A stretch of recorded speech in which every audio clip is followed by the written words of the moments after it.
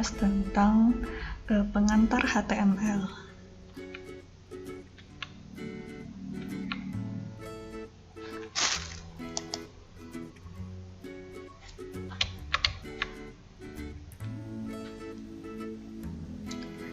Tujuan kita mempelajari pengantar HTML ini yaitu memahami konstruksi dasar halaman web, kemudian mengerti tentang World Wide Web, kemudian mengerti tag-tag dasar HTML, kemudian kita bisa membuat halaman web dengan HTML yang sederhana. Kemudian kita perlu tahu dulu apa itu World Wide Web atau www. Di dalam internet, di dalam www ini, internet merupakan jaringan global yang menghubungkan suatu network ke network lainnya di seluruh dunia, yang menjadi protokolnya disebut dengan TCP/IP, yaitu penghubung antara jaringan yang beragam di seluruh dunia untuk dapat berkomunikasi. Kemudian, World Wide Web itu sendiri merupakan bagian dari internet yang paling cepat berkembang dan paling populer di dunia.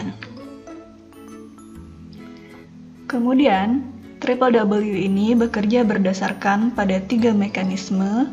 Yang pertama namanya protokol, yaitu standar aturan yang digunakan untuk berkomunikasi pada komputer, networking, hypertext transfer protokol atau biasa kita sebut dengan HTTP, adalah protokol untuk www ini. Kemudian mekanisme berikutnya yaitu address. www ini memiliki aturan penamaan alamat web yaitu URL atau kita sebut dengan Uniform Resource Locator yang digunakan sebagai standar alamat internet. Kemudian, mekanisme yang ketiga yaitu HTML atau Hypertext Markup Language yang digunakan untuk membuat dokumen yang bisa diakses melalui web. Contohnya, http://www.detik.com/index.html.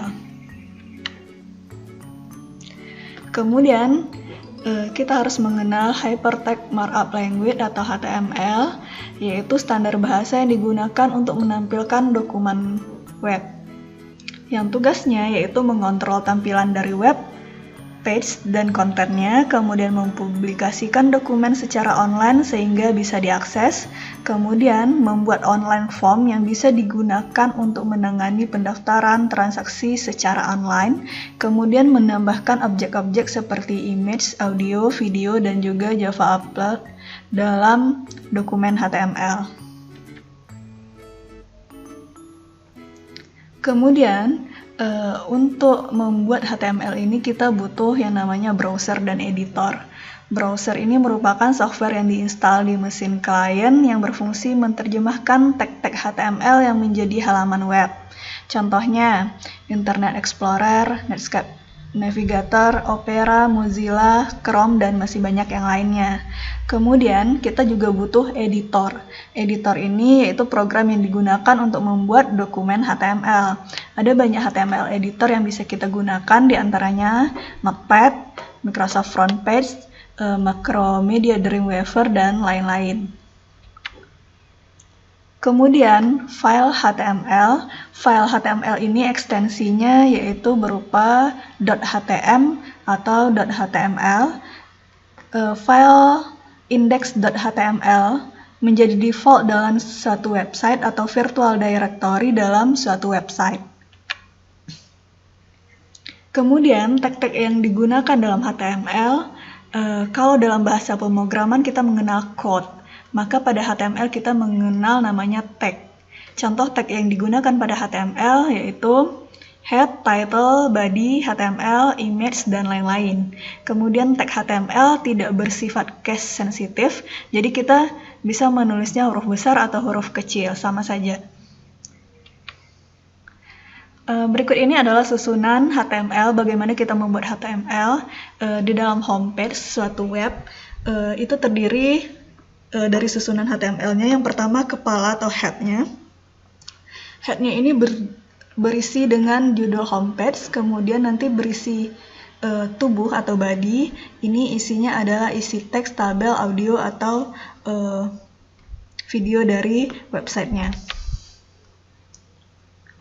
Kemudian kita lihat satu persatu bagiannya. Yang pertama adalah head, bagian kepala. Dari dokumen HTML ini diapit oleh tag head, kemudian diakhiri dengan slash head. Jadi di dalam bagian ini biasanya memuat tag title yang menampilkan judul dari halaman web. Contohnya seperti ini.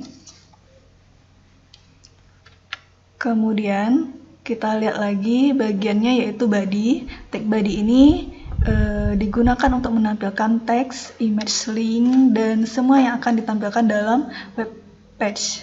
Ini contohnya, ketika kita memulai tagnya HTML, kemudian harus diakhiri dengan slash HTML. Ketika kita mulai dengan head, kemudian diakhiri dengan slash head. Begitu juga dengan yang lain, seperti ini, title, diakhiri dengan slash title, kemudian body background color ini diakhiri dengan slash body. Juga dengan paragraf diakhiri dengan slash paragraf. Kemudian kita lihat elemen dasar atau block level dari HTML ini tulisannya.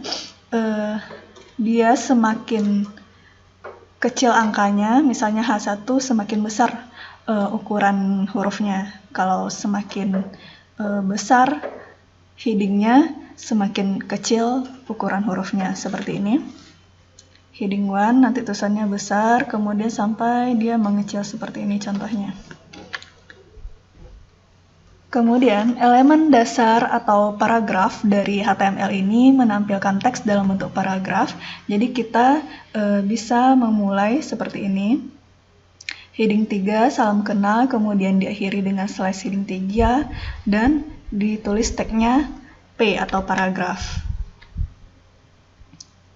Kemudian tulis isi paragrafnya dan diakhiri juga dengan slash paragraf. Kemudian elemen dasar dari HTML ini ada namanya list item. Yang pertama unordered list, yaitu list item yang tidak berurutan. Kalau kita lihat di Microsoft Word itu namanya bullet. Jadi contohnya ini. Kalau kita buat tagnya all atau unordered list, nanti diakhiri juga dengan slash all. Jadi nanti ini listnya ini berupa bullet-bullet seperti yang kita biasa gunakan di Microsoft Word. Kemudian nanti list item ini ada namanya order list atau OL, itu list item yang berurutan. Contohnya 1, 2, 3, A, B, C, D. Ini kita lihat contoh di sini.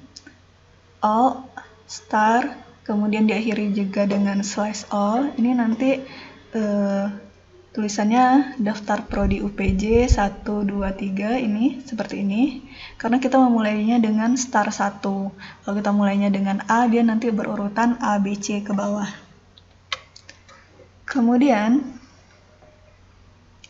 tipe-tipenya seperti ini. Ada A huruf besar, huruf kecil, huruf Romawi, dan juga angka. Kemudian elemen dasar dari HTML ada namanya horizontal rules atau HR. Ini digunakan untuk menggambarkan garis horizontal dalam dokumen HTML. Atributnya adalah tag HR, posisinya kita menentukan posisinya dengan nilai center, right atau left. Kemudian lebarnya menentukan panjang, bisa ditentukan dengan 100% atau 90% dengan persentase. Kemudian size untuk menentukan tebal dari garisnya, garis horizontalnya dalam bentuk pixel. Kemudian nosat ini adalah efek dari bayangan yang kita inginkan di dalam menggambar garis horizontal. Ini pemformatan page. Ada namanya break. Break itu memulai baris baru dengan tagnya BR. Ini contohnya kalau di Microsoft Word kita bisa dengan menekan enter. Kemudian font. Font ini tampilannya seperti ini. Tagnya font. Kemudian kita bisa pilih font colornya apa. Kemudian size-nya berapa. Juga kita bisa menentukan face-nya. Face ini adalah jenis dari font yang akan kita gunakan dalam membuat dokumen HTML. Kemudian warna, atributnya terdiri dari 3 kategori warna, yaitu red, green, blue. Nanti bisa kita lihat di tabel warna. Baiklah, sekian dari pertemuan kita kali ini tentang pengenalan mengenai Hypertext Markup Language. Semoga kita bisa memahaminya dan kita lanjutkan minggu depan. Assalamualaikum warahmatullahi wabarakatuh.